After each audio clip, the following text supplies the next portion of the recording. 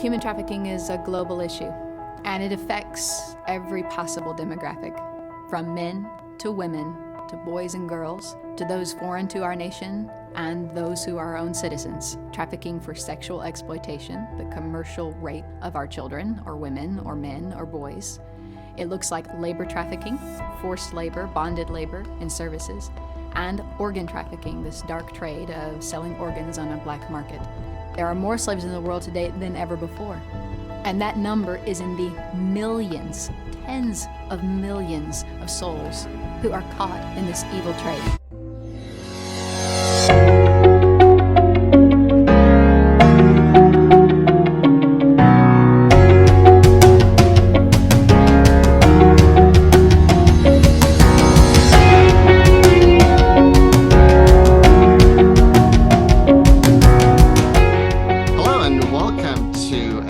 Episode of Nurse Vital's PRN and RN Mentor podcast production show.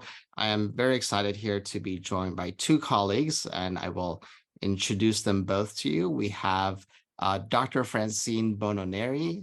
She is a pediatric nurse practitioner, academic nurse educator, researcher, health policy advocate, and leader of numerous professional organizations. Dr. Bono-Neri served as a director at large on the board of directors for the American Nurses Association for the state of New York and is the immediate past president of the Long Island chapter of the National Association of Pediatric Nurse Practitioners.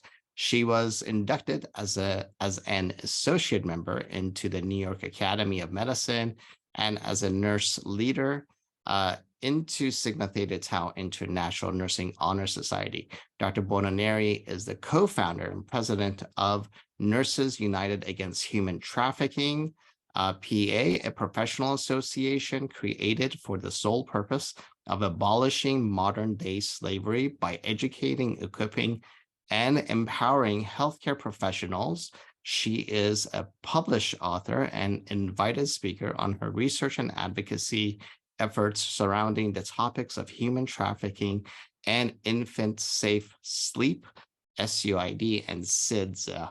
And we also have Tammy Toney-Butler, a sex trafficking survivor and lived experience expert, and is the founder and president of Reflective Spaces Ministry, a faith-based nonprofit organization working directly with adults and adolescent survivors of human trafficking, sexual assault, and childhood adversity on their journey to becoming whole.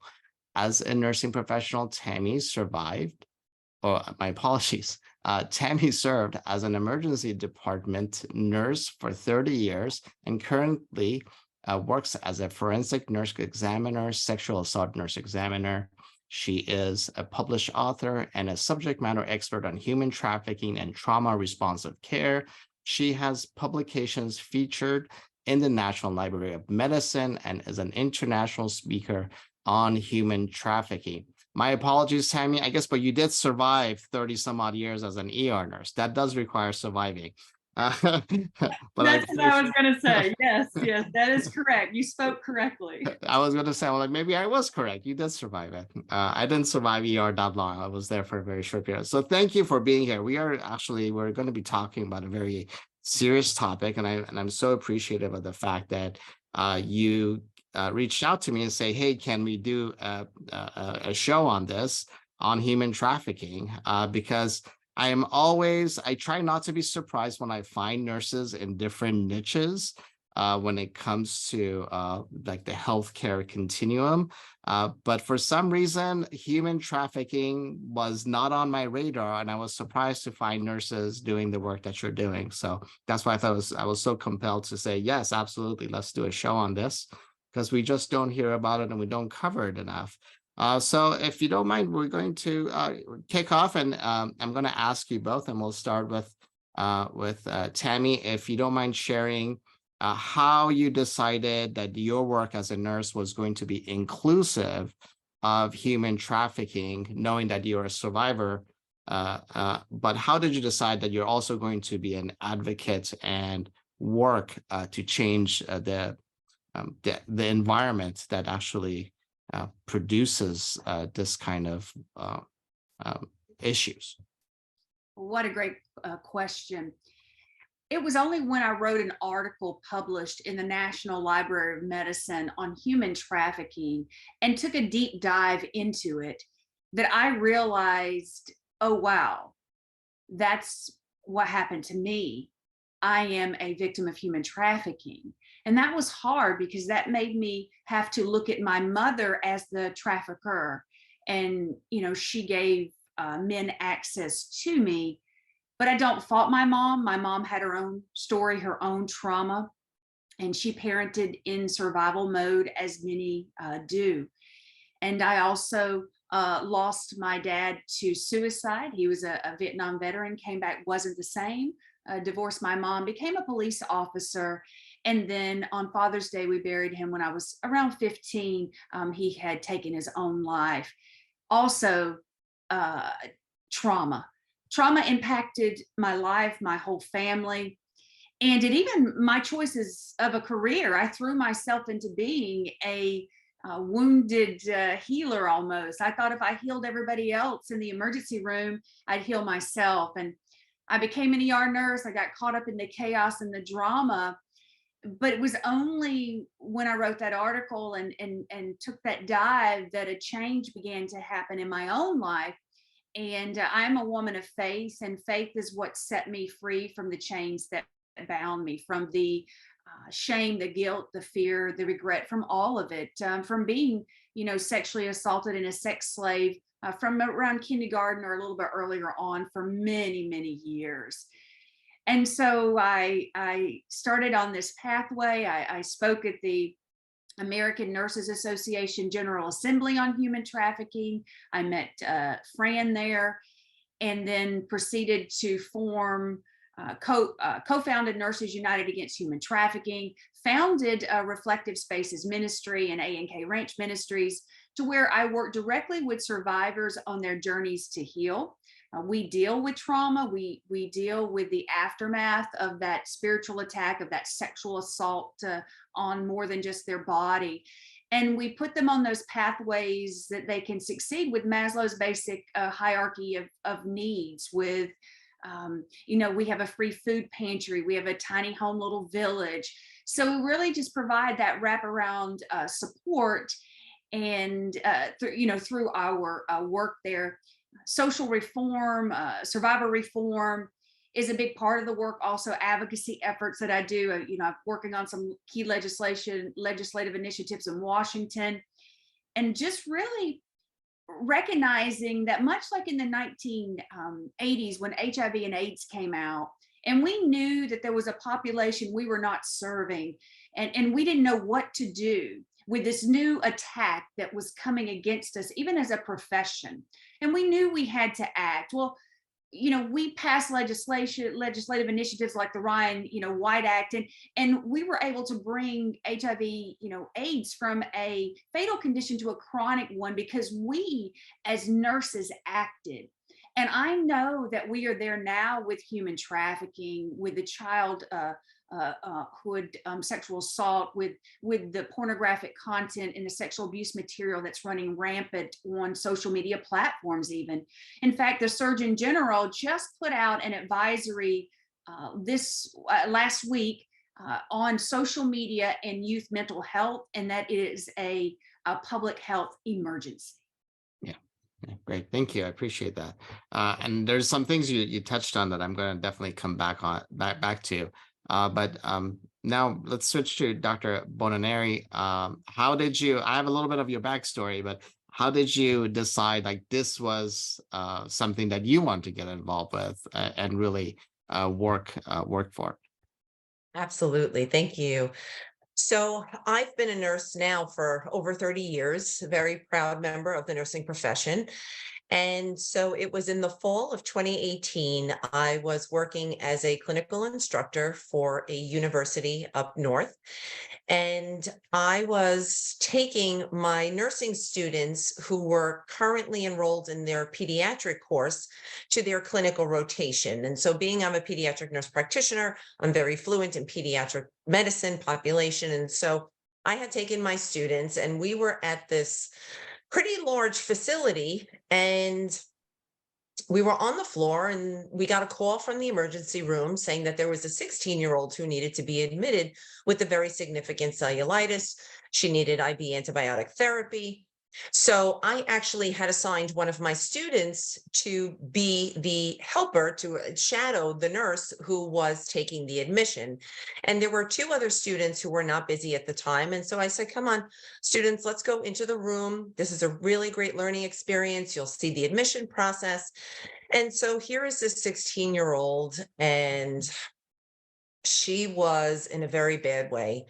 Holly, she had lice, she had numerous intertriginous infections, covered in IV drug marks, significant cellulitis to the left arm. And there's this older gentleman who's sitting with her. Now, I knew that there was no familial relationship there, and he was the complete opposite of how she presented. He was well-dressed, well-spoken, again, significantly older, definitely, I'd say at least in his 30s. And I'm saying, but I don't understand the connection. So I went over to him very professionally and I said, excuse me, sir, if you could just please tell me who you are, what your relationship is. You know, we're taking the admission history and we just want to understand the relationship. And he says, yeah, he says, I'm just a really good friend and I'm just concerned about her health and well-being. And I'm thinking to myself, believe him. Like, you know, as nurses, we get like that gut punch or that spidey sense. And I'm saying, this is not right. But, you know, I wasn't going to interrogate him. And I just left it. And I said, okay, thank you so much for answering our questions. And so fast forward to June of 2019, I was serving as a director at large for the American Nurses Association for the state of New York. And we were down in Washington, D.C. for membership assembly. And Tammy was one of the keynotes that were selected to speak. And so she's going on about human trafficking and the clinical presentation and the red flags and the signs and symptoms. And I felt like I was hit by a Mack truck because all of a sudden I had that patient in front of me. And I'm saying, how did I not know? I mean, at that time, I was already a nurse for like 26, 27 years. And I'm thinking, how is this possible? And so I was just so overwhelmed by that experience, recognizing that I failed as a mandatory reporter. And so I had gone up to the lobby just to get a breath of fresh air. And very fortuitously, I ran into Tammy in the lobby and I said, listen, I just need to talk to you for a minute. And so I literally started to describe what I just said to you. And she said, absolutely, she was being trafficked and her trafficker was sitting right there. And I handed her my business card and I said, listen, I don't know how to help you, but whatever I can do, I want to help you. And I swore I was going to do everything in my power to not let that happen to another colleague, because anyone under the age of 18, it's a crime. It's human trafficking. Anyone who is involved in a commercial sex act who is under the age of 18, it is human trafficking and it falls under mandatory reporting guidelines. And especially in my specialty area of pediatrics, we need to know that. Everyone needs to know about human trafficking. But again, that mandatory reporter component, we all failed at that facility, every single one of us. And so hence the birth of Nurses United Against Human Trafficking. Yeah, I appreciate that. You have created learning modules, and thank you for giving me access to those. From a, want to kind of step back as far as like the role of nursing in human trafficking. It's not something we really discuss. I mean, when you reached out to me, I'm like, I don't think I've ever read anything on human trafficking. Like my knowledge, and I've shared this with you before, is really from probably like CNN special topics on human trafficking, or something I see on the news or like during big events like Super Bowls or things like that, where the topic of human trafficking comes up. But I don't remember like ever like any of our texts or any of our special courses really talking about human trafficking at all. Dr. Bono-Neri, I'll default to you first on this question is, where is nursing when it comes to human trafficking other than the two of you that are doing this work? where is nursing now and where do we need to be as we move forward? Absolutely. And thank you so much for asking that. We are failing as a profession. We are failing this population. There have been numerous studies that have shown that upwards of 90% of survivors of human trafficking were seen by a healthcare practitioner during their captivity and were missed. And this actually really is what gave us the impetus to do the research that we did. You know, I would speak to some of my peers in academia, and particularly those in OB, GYN, pediatrics, again, because that's really my niche. And so I said, you know, how much exactly are you teaching on human trafficking? And they're like, maybe a slide or two in one lesson. And I said, all right, obviously this is not transferable. So we need to do a nationwide study. And so we were very, very fortunate to gain access to the NSNA, which is the National Student Nurses Association, which is that national membership that offers to all student nurses that they can become members of this national association. And so gaining access to this population, Tammy and I developed a survey. So it's a tool that we developed. The Chromebax Alpha was 0.828, which is incredibly reliable and valid. And so we had sent it out to the membership that met the criteria that they were RN nursing students. So that was either diploma, associate degree, or baccalaureate degree students, or those who had graduated within a year of our survey being sent out, because we figured that they would still have some recollection. We specifically focused on RNs because of their scope of practice and that assessment piece, as opposed to an LPN or LVN, which again are highly valuable, but they don't have that assessment piece in their scope of practice. And so we actually had very, very nice distribution and representation from across the country. The only states that we were missing respondents from were from Maine, Wyoming, and the District of Columbia. You can imagine that was kind of shocking. But we had a total N of 644, and over 91% reported minimal to no human trafficking content taught in undergraduate curricula. In addition, we did a perceived some score of their knowledge, and it was about 80% who had said some to no knowledge, with I think there were just like maybe a handful who had responded full knowledge.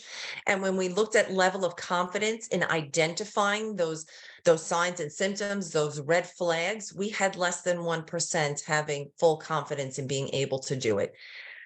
It's not being taught in undergraduate curricula, so they're coming out of nursing school as our colleagues now who are becoming licensed, and they're missing them because there's so much diagnostic overshadowing, Ollie. And another thing is, we know that they're not getting in an undergraduate curricula because we did the study, but there are only about 8 states that actually mandate continuing education on anti-human trafficking for healthcare professionals. So if they're not living in those 8 states, they're not getting it at all. And another problem, when we, add them all up, it really is compounding into a huge problem. Not all trainings are the same, and not all trainings are vetted. Texas is the only one currently who vets the trainings that will satisfy that continuing education requirement for healthcare professionals. So even though a training may occur, they have that paper compliance. Oh, yes, I got my 2 hours of continuing education on human trafficking. They're still missing it. They're still missing it. And it is a massive problem because human trafficking has been reported in all 50 states and US territories. I forget about globally. I mean, there are approximately, it's estimated there are 50 million people in bondage today, and human trafficking is one of the fastest growing criminal enterprises, grossing annually $150 billion a year. And to give you a kind of an idea of what that value is, that's actually more than Nike, Starbucks, McDonald's, Target, and Uber combined. Wow. That's incredible. It's a huge problem. Huge problem. Tammy, same question for you. What do you think nursing needs to do as we move forward. As Dr. Bono-Neri mentioned, there's only 8 states that are mandating. And looking at my own, I'd like to say I at least try to hit like 3 or 4 conferences a year. But again, never has this subject come up. I don't see it in poster presentations. I don't see it on any of the keynotes or general sessions. What do you think nursing needs to do in order to really step up? And not just from an education perspective, but also on the service side, where we're actually providing the care. What do institutions need to do in order to make sure that to close the gap? Well, the American Nurses Association in 2019 adopted all of my resolutions, and they even introduced an emergency resolution to form a national task force to look at the issue. Since those have been adopted, we've not had one meeting, nor have any of the resolutions been enacted. The resolutions included protocols in all 50 states and US territories. They included screening and a comprehensive training initiative looking at the trauma-focused care, because the standard of care for someone like me who went through complex trauma at the extent of a war veteran is much different. The way that you come at us at the bedside, the way that you assess us, it's different. The way that we react to trauma, to the multiple traumatic insults and the neurobiology of the brain, the way that we cope. How do we cope? How do you express when you've been horribly victimized? It's through behavior, it's through eating disorders, it's through substance use disorders, those things. So we are crying out, but you aren't hearing our cries. We are coming into your emergency departments. We are coming in as teenage pregnancies. We are coming in with sexually transmitted infections. We are coming into your clinics, and you are not identifying us. You are not helping us to escape the sexual slavery and the bondage that we are in. You are failing an entire population of individuals and adding on to the complex trauma. And we must care, because gross healthcare expenditures are expected to be in the $5.6 trillion range. So the downstream effects of child maltreatment, which is what child rape is, and human trafficking of children, it's $428 billion annually spent for child maltreatment. Then you compound and add to that the current mental health crisis that we find ourselves in today. When you look at the emergency departments that are already overwhelmed, and you have people accessing care for the somatic complaints which go along with human trafficking, if you understand us, if you recognize us, and you treat us appropriately, as I do with my work with survivors on the ranch, then they can move into that thriver category. The massive Baker Acts and the burden to our mental health institutions decreases, and the subsequent financial burden and economic impact that is negatively affecting the economy, because we can drain the economy instead of contributing to it as survivors in so many ways. But when you give us the tools, when you give us Maslow's basic hierarchy of needs, when you give us environments to thrive and process that trauma, then we do thrive. Great, thank you. I appreciate that. Now, as we're talking, I feel like I missed a key point here, and maybe our audience would benefit. Well, not maybe, they will benefit from this. Is who is the population that is being trafficked? Because it's not, I mean, yes, there is a component of pediatrics that makes us part of the mandated reporting piece, but it's not just pediatrics, it's a larger population than that. So if you can let us know, and I'll skip back to Tammy again, if you can give us an idea of who the population is that is being sex trafficked, just because from when I was looking at the modules, it's more common than it's easily missed if you're not looking for it, right? If you don't have it actively in your brain, it's very easily missed. So if you can give us an idea of who the population is, and that would be fantastic. Absolutely. It's anyone, whether you're rich or you're poor, whether you're Black or white, whether you're a Democrat, whether you're a Republican, whomever you are, then you're vulnerable if you're missing certain things. If you need your survival needs met, like our LGBTQI2S population, who have gender identity issues, who are struggling with places to sleep, because once they come out, then they are forced to couch surf, and that opens them up to predatory behavior, to predators coming at them. Our youth that are aging out of our juvenile justice systems, those are at higher risk. Anyone with a childhood sexual assault, anyone who had pre-existing trauma that's looking to have a void filled, and they're looking for love in all the wrong places, or a sense of belonging, that can open them up.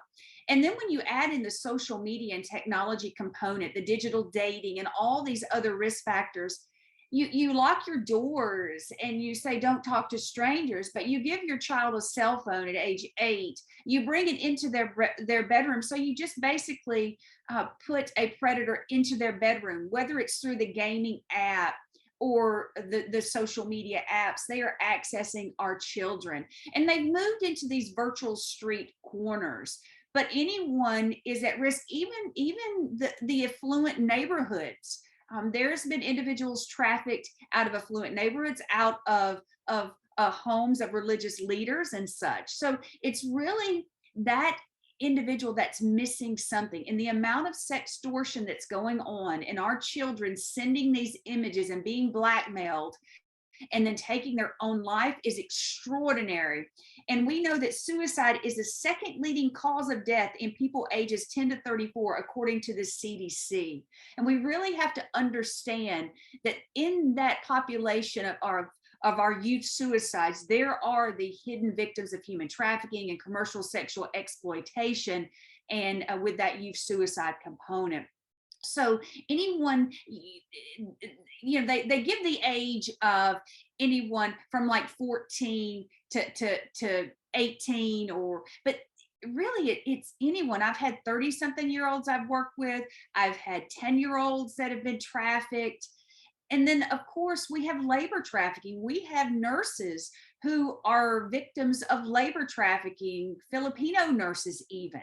So there's this dynamic of who's involved depending on what type of trafficking. So we really have to look at the grooming, the ways that they groom, the ways that they exploit and manipulate and romance their victims, to try to gain access to that individual.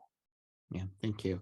Dr. Bono-Neri, something that Tammy mentioned, and something I read in one of the modules, was that whole social media piece and having access to phones. I have 2 young ones myself who ended up with phones a little earlier than I wanted them to, but it was right pre-pandemic, and actually I think it was a lifesaver during the pandemic because they managed to keep in touch with friends and socialize.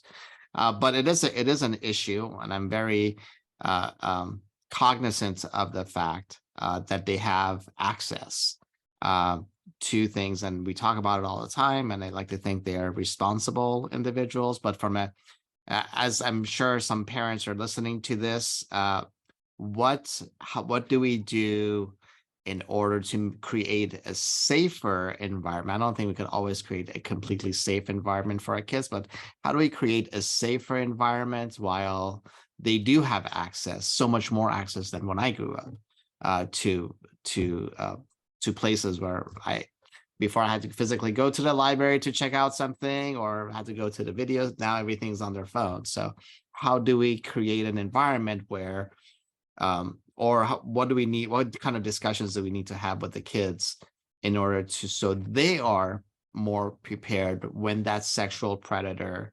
kind of comes in through their devices? Mm-hmm. Great question. And that definitely is a multi-pronged approach. First and foremost, parents need to be cognizant of their children's presence online. I mean, there were studies that were done that I think upwards of 60 to 70% of parents are unaware of their children's online presence, and they were unaware of these predatory sites, even Roblox and Minecraft. I mean, and you're thinking, wow, this is just an innocent kind of game, but anywhere kids are, predators will be lurking. Another thing that needs to be done is conversations need to be had with the kids. You need to be open with the children there, and it needs to be reciprocal. Kids need to speak to their parents about what they're doing online, what they're accessing, what apps they have. Parents likewise need to inform. They need to be informed first. They need to educate themselves and recognize all of the risks that come with being online and on these social media platforms. We also, I mean, listen, this is an uphill battle because, as you said, once COVID hit, we completely transitioned to these digital forms of communication. It was our lifeline. It was how we maintained that interactivity, that human connectedness. But what happened is these predators actually are harnessing this. And so those geographical boundaries no longer exist. We actually have sextortion cases here in this country where the perpetrators are coming from Africa. So there are no more borders, boundaries that can't be crossed. It is just open access to anyone and everyone who has a device. There is that peer pressure component where you have these kids that saying, oh, but Johnny has it and Letitia has it. And so, you have this, it's an uphill battle. So there can be those parents who make pacts that, okay, these group of friends that are tight or whatever, let's just all take this vow and say no social media or moderate social media. Again, limiting access to social media, putting a time frame on the amount that can be spent on social media. There are parental controls that can be put into place. Granted, it can be very difficult to maneuver and navigate that. I believe that some of the companies are actually making it a little bit easier to go in and put those parental controls in place, but that's another mechanism of maintaining the kids' safety. Bottom line is the kids are really active on it. I think 95% of teens are saying that they're on it constantly. I mean, it's becoming an addiction. I shouldn't even say it has become an addiction. And so it really is an uphill battle, but just having open forms of communication, those open lines of discussion, being properly informed as parents, recognizing the online risks, and just having those safeguards in place with parental controls put in.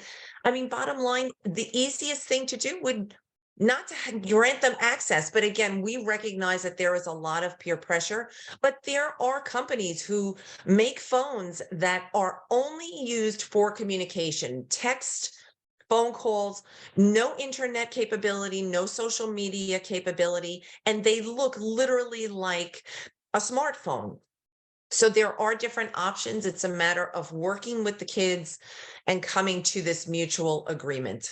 Great. Thank you. I appreciate that.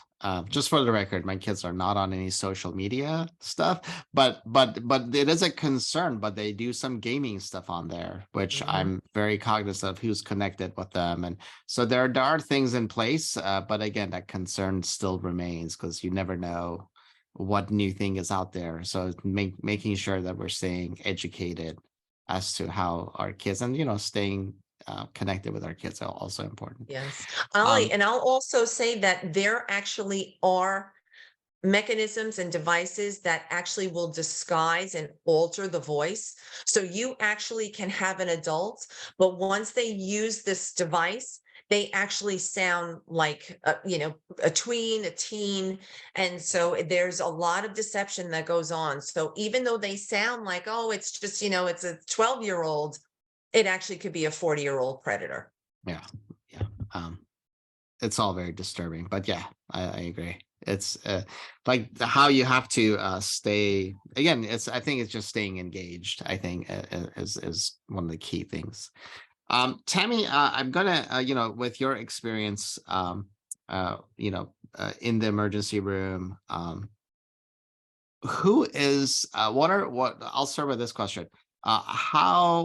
What do nurses need to do in order to be more cognizant of the patient population coming in? Because I was looking at one of the modules and there's so much assessment components that goes along with this. I'm like, I could have very well have seen this stuff in the emergency room and never even thought twice about it.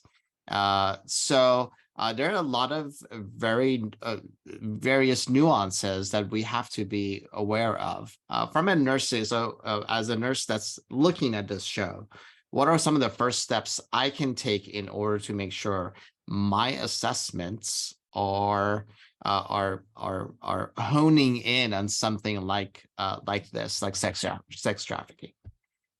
Well, you need to go to Nurses United Against Human Trafficking and take our comprehensive training curriculum, because that is why we built that. The days of a no training or the days of a 2-hour training on human trafficking are over. It's not good enough. There are so many nuances that you are not seeing. And in my 30 years, I can go back and tell you every one I missed coming from this side of it. And that is what empowers me today. Because just like someone comes in with chest pain and you exclude certain things and you run certain tests to walk yourself back from them having a myocardial infarction, you need to do the same thing with human trafficking. You need to assume everybody coming in that door with certain diagnoses, with certain high-risk criteria, is a victim of human trafficking, and then walk yourself out of that.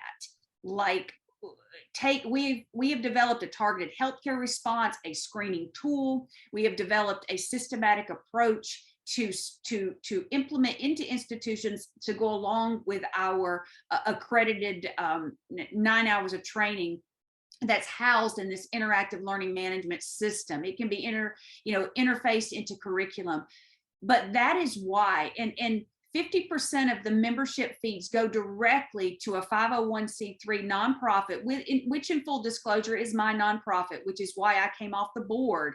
It goes of Nurses United, and Dr. Bono-Neri is running it, because I'm more in the survivor service and the wraparound services in the legislative kind of realm. And so we've got these things that are being put into place that will help. So by supporting the memberships, by getting in there and being properly educated, that's the first step. Because when you take our training, just as you said yourself, you realize that you have no idea, that you thought you knew because you saw something or heard someone's training. But unless you've been trained comprehensively with our training curriculum, or some of the ones vetted by Texas, because we really like the gold standard that Texas has put in place, then you are not being trained appropriately. Dignity Health, Heal Trafficking, there are many that do a good, robust training. But unless you take those, just like the American Heart Association is the only game in town when it goes to training on ACLS and PALS and BLS, well, there's a reason for that. And that is why we built this training curriculum, because nothing else is acceptable. We are not mandatory reporting. We are ethically and morally bound to do so. And we are keeping 8-year-olds, 7-year-olds, infants into an environment where they are being raped and harmed every single day. And every day, when you are being victimized like that, it is a day too many. You have to get out, because how do you end it? You take your life, or you take the life of your perpetrator, but you have to get out of that. And I need the army of nurses. I am coming to you now as a child. I'm coming to you as someone who suffered greatly. Please wake up, profession, and get involved. get educated, and let's get protocols and screening in all 50 states and US territories, because enough is enough, and this is the year to act. Great, thank you. Dr. Bono-Neri, you're involved in various nursing organizations and leadership roles.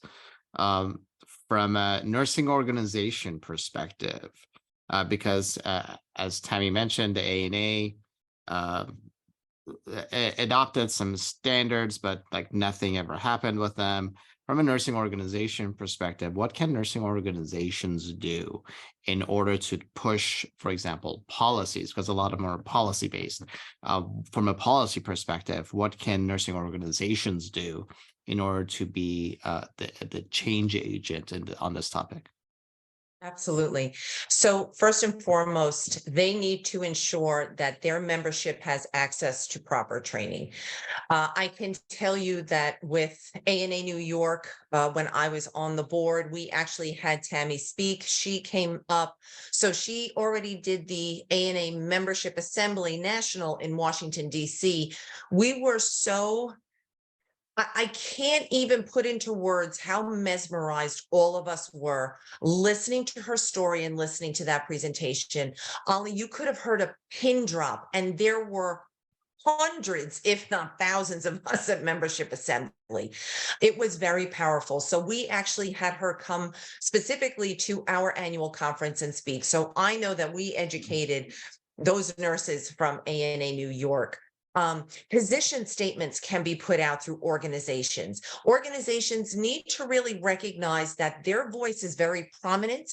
There is power in numbers. And so when you have that kind of volume of members that are uniting, putting their voices together so that they can be heard, it's very, very powerful. There are advocacy efforts that can take place. Again, calling your elected officials, raising that awareness, bringing it into your facilities. And again, this can be disseminated through that organization and at that organizational level. I can tell you that being with the Long Island chapter of the National Association of Pediatric Nurse Practitioners, I certainly brought this education into our membership for our chapter. I just went down to NAP National in Florida, just what was it, back in March, I think, that we had our conference. And again, anyone that I spoke to, I was speaking. I had missed the submission because I actually wanted to submit to be a speaker on it, but I'm planning on doing that for next year. But again, just anyone just speaking about it and say, hey, just start the conversation.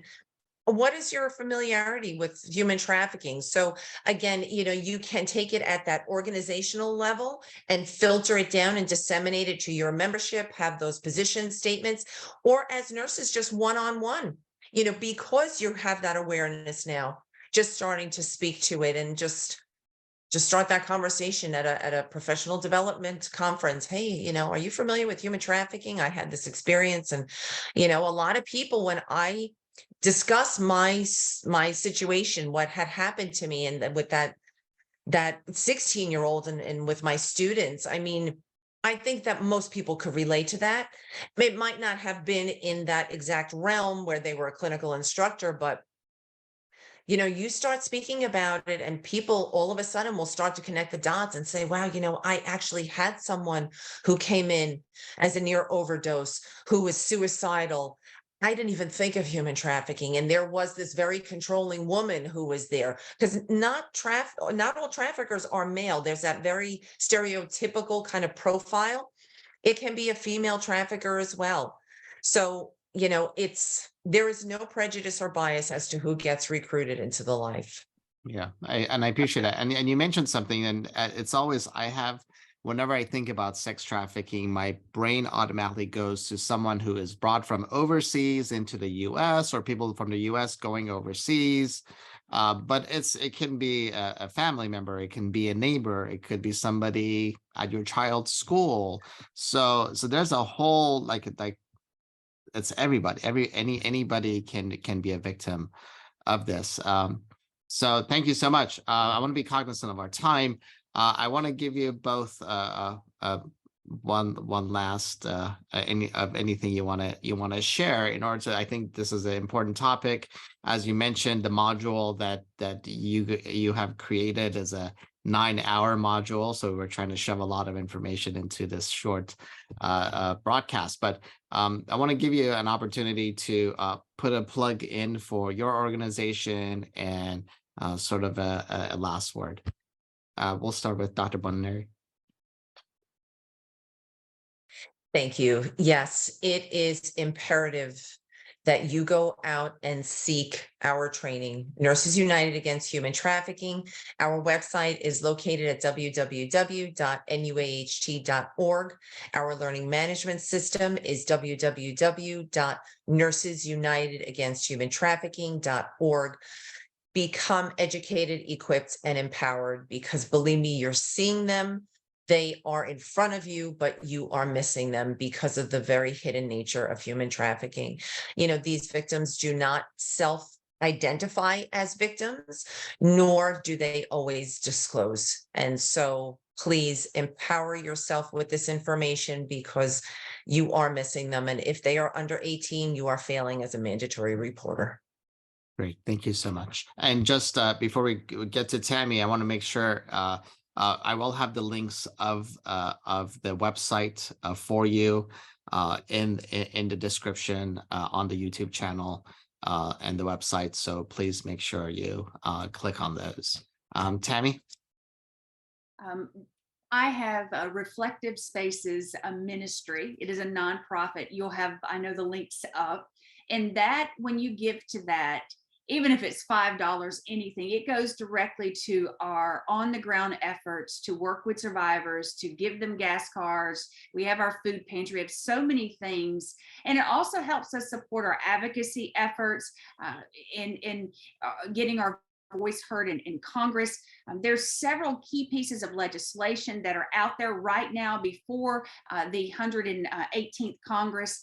There is the Earn It Act. There is the Protect Kids on Social Media Act.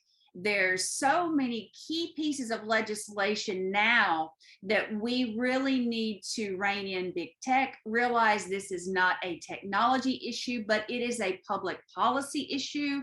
And we need to put safeguards in place, much like we put seatbelts in cars.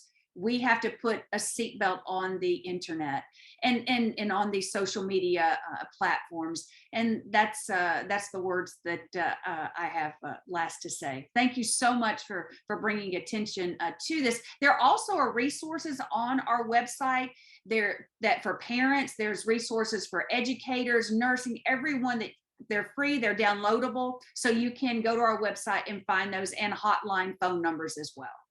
Great. I appreciate you both for doing this. I mean, it's and thank you for educating me, because there's just so much information, and I'm like, I had no idea. And I'm grateful that we have nurses in this arena that are spearheading, educating our workforce, so we are better advocates and better protectors.